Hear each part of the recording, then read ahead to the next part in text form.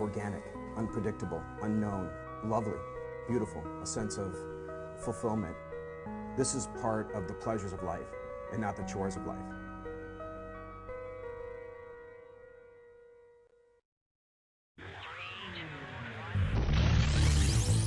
Coming up on Daily Iowan TV, music to their ears. See what new policy will have students and business owners singing. And calling it quits. See which state leader is stepping down from his duties. And in sports, Courtside is back and ready to get you caught up on everything black and gold. That's all coming your way next. Daily Iowan TV starts now. I'm Tom Brokaw. For more than 100 years now, the University of Iowa community has been waking up to the Daily Iowan. Today, it's the largest newsroom in eastern Iowa. And now you can see the news every night on Daily Iowan TV and get it anytime worldwide at dailyiowan.com.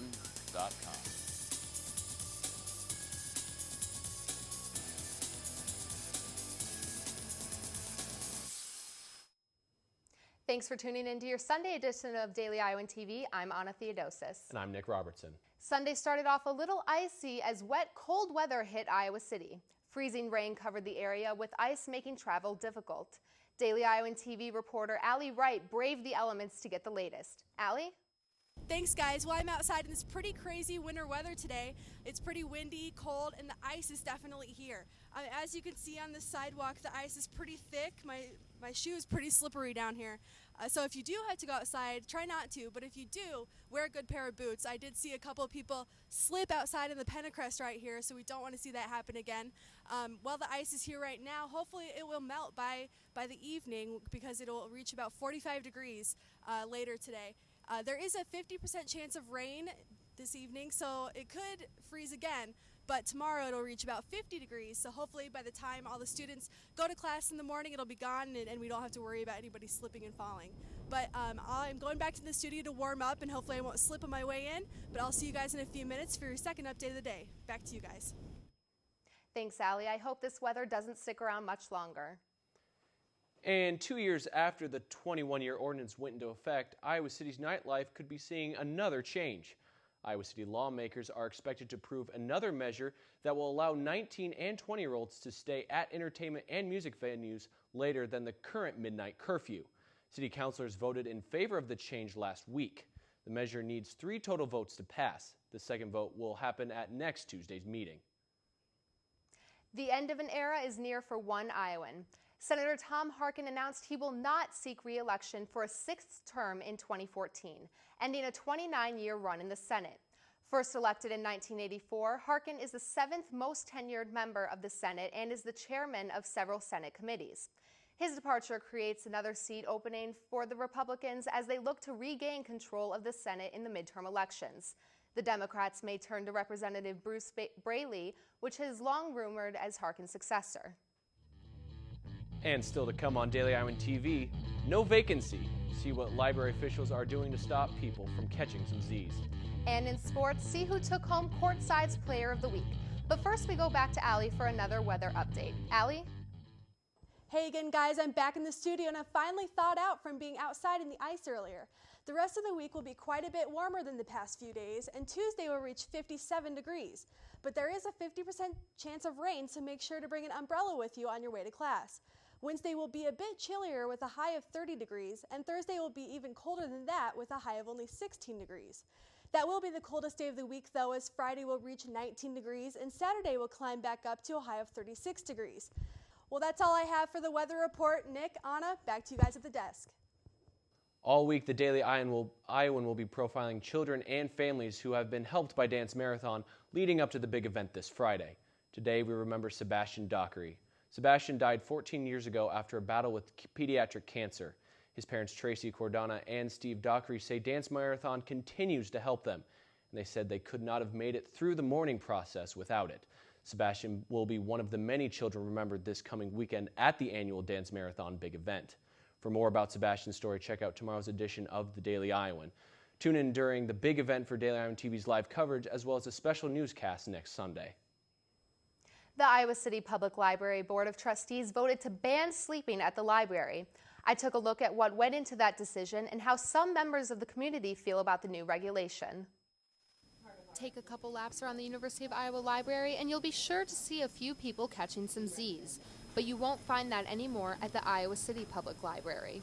After many complaints from patrons, the Iowa City Public Library Board of Trustees voted 7-1 to ban sleeping on January 24th at the library.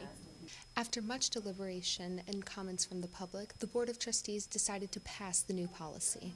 In accordance with the new conduct policy, library staffers will have to go up to someone that is sleeping to remind them that it is not allowed. But if that same individual is caught snoozing once again on the same day, they will be asked to leave the library. Some members of the community have said that they feel like the new policy is an attack on the homeless community. But members of the Board of Trustees said the new policy is due to the rising number of complaints and does not discriminate against race, age, or whether or not a person is homeless. Our opinion is that it's a behavioral issue. It's not a socioeconomic issue. We're just trying to look out for what's the best interest for all the patrons. But some Iowa City residents are still not convinced. I was homeless at one time. I no longer am. You know, I didn't see anybody in there from the community that was in support of it, except for those board members. And so it's sad. I'm a little bit disappointed regarding the decision. I think it was a little bit hasty. I think they could have examined other various points which they didn't appear to look into. The new policy will not be implemented before the end of this week. But once the policy goes into effect, board members will see how it works and review it further if need be. Officials at the Coralville Public Library and North Liberty Public Library told the Daily Iowan they don't have a big problem with sleeping patrons because the libraries are smaller in size. And now it's time to take a look at what's going on outside of Iowa City. Tragedy in a Brazilian nightclub has left over 200 dead. Early Sunday, a fire caused by fireworks used by a band performing in the club in Brasilia, Brazil. The blaze caused hundreds of people to stampede towards the exits. 232 people are dead and hundreds more are wounded. Officials are calling the incident the deadliest nightclub fire ever. Pro-gun control supporters marched on Washington over the weekend. Thousands gathered in front of the Capitol to show their support for tightening of gun laws. Even members of the Newtown community showed up in support of new gun laws. This is one of many gun control marches that has taken place over the past few weeks. Hello, what is up, and welcome back to Courtside in the Daily Iowan TV Sports Studio. Alongside Alicia Denez, I'm Josh Boyander, and Alicia, what a weekend for the Hawks on the hardwood. That's right, Josh. The men and women in action throughout the week and putting an end to another big weekend of Big Ten play this afternoon on the road. Both games close, different results. While the women were busy knocking off their 6th-ranked opponent of the year on the road in Ann Arbor, the men lost a heartbreaker in overtime at Mackey. Big blow to the Hawks' turning chances. For more perspective, let's go to the show within a show, the Full Court Press. In Martin, Ben Ross in the Daily Iowan newsroom. Two of us just watched Iowa fall at Purdue in overtime. And, Ben, a lot of people think that this is the worst loss for Iowa in Big Ten play, but it was in overtime, on the road, in an arena that the last Iowa coach to win at was Steve Alford. Well, that's true. This was a winnable game throughout, I believe, for Iowa. Even though they didn't pick up their first lead of the game until about 3 minutes left, this was just a game that overall nobody really played well. Mike Gazelle did have 18 points as a freshman, but after that only Anthony Clemens and Adam Woodbury, the other two freshmen, only scored 4 points. Iowa's bench scored 16 points, but 12 of those came from Melson Basabi alone. Iowa's strengths, they just didn't play to them this game, and I think that really was their downfall. Yeah, and a really low-scoring first half, 19-16 Purdue led at halftime. A good, open, offensive second half, and then in overtime, what do you think the difference was between Purdue winning and Iowa losing? I think overtime was just Iowa wasn't making any shots, and this is just a team that they don't have a pure scorer that can really drive to the hoop really strong. This is a team that really could use some strength training from Iowa Hawkeye football strength coach Chris Doyle. I think under the hoop would be a great benefit to them. Well, Melson Basabi bulked up last season, didn't like it, so perhaps there is a coaching philosophy change there. As far as Iowa going forward, good play by Gazelle. He seems to be hitting his stride. He looks really comfortable in Big Ten play, but you said it, Woodbury and Clemens have been fairly inconsistent and in a bad way for Iowa. What do those two need to change? I think it's just really they're both young. Like I said earlier, Woodbury just needs to add some bulk. He needs a Big Ten weight training regimen under his belt, and with Clemens as well, just game experience and the shot selection will come after that, I believe. Yeah, I think a lot of people would be buying Woodbury Ponchero's burritos just to get him a little bit pumped up for next season. Hey, one Iowa player we can all agree on, Jamie Printy. How well is she playing right now? Oh, she's got to be the best Hawkeye basketball player going on right now. She had 28 against Wisconsin this past week, and she is just on fire. Yeah, in the game against Wisconsin, she had I believe it was a 14-0 run by herself. Basically won the game for the Hawkeyes against the last place Badgers. Well, let's stick with Jamie Printy. We'll talk about her. She's our player of the week in just a second. Back to you guys in the studio.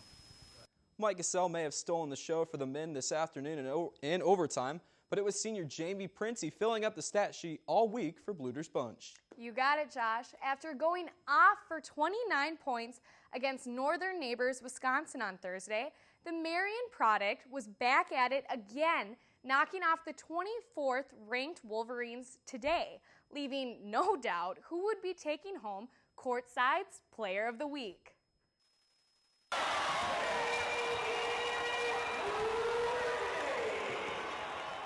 The Iowa women's basketball team is on quite a roll this week, going 3-0, including victories over two ranked opponents, Purdue and Michigan.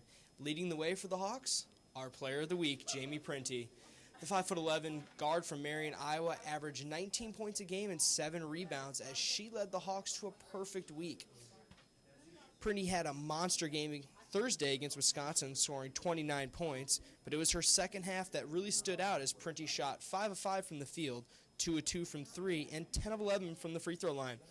Coach Lisa Bluder said on Printy's performance, quote, "She did it in all areas, taking it to the hoop, step back threes, going to the free throw line. It was in all manners that she was looking to score." In leading the Hawkeyes to these two victories, they improved to 6-0 on the season over ranked opponents.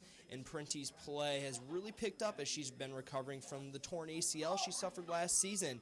But her performances this week certainly merit her our player of the week. On to Giovanna Simic with highlights from Thursday night's game over Wisconsin. Giovanna? Deja vu number 2. This was the case when the Iowa women's basketball team took on Wisconsin at Carver Hawkeye Arena Thursday night.